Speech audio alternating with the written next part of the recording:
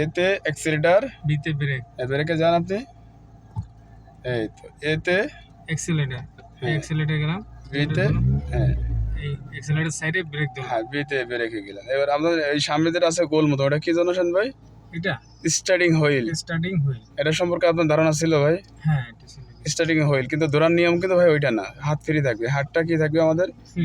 এই free mode থাকবে, ওই হাতটা ওইটা থাকবে। এমন থাকবে। না না, ওই এটা যেমন আছে ওটাও তেমন থাকবে, ধরার নিয়ম আছে ওই, এই হাত যেমন আছে এমন থাকবে। হ্যাঁ, তাহলে এটা হচ্ছে স্টার্টিং হুইল। আচ্ছা, এটা শানবে আমাদের, এটা কি মনে আছে?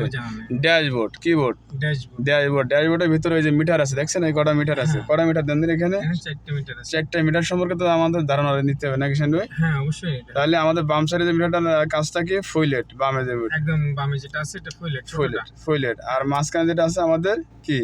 মাঝখানে বামের পরেরটা আর কি। বামের পরেরটা ওইটা আছে মনে করেন মাইল মিটার। Mile metre. কিন্তু এখানে কিন্তু আপনার কত স্পিডে চলে সেই স্পিডটা দেখাচ্ছে। তারপর আপনার কিন্তু ওই ভিতরে কিছু সংখ্যা আছে, এই সংখ্যা সম্পর্কে ধারণা রাখতে হবে, জানতে হবে, শিখতে হবে। তারপর এই যে কালো একটা দেখছেন মতো সুইচ মতো, কালো, এই সুইচটার কাজটা কি সেটা সম্পর্কে আমরা ধারণা দিব নাকি? আচ্ছা, ওই সাইডে যেটা আছে আরো দুটো মিটার আছে ডান সাইডে, একটা মিডল যেটা আছে বড় মতো, এটা হচ্ছে আরপিএম।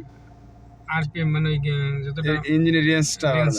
আর ডান সাইডে যেটা আছে ওটা আছে হিট কাটা, কতটুকু গরম হয়েছে। তা ঠিক আছে শাহিন ভাই, আজকের মতো আপনি সুন্দরভাবে চালাবেন সেই দোয়া করি।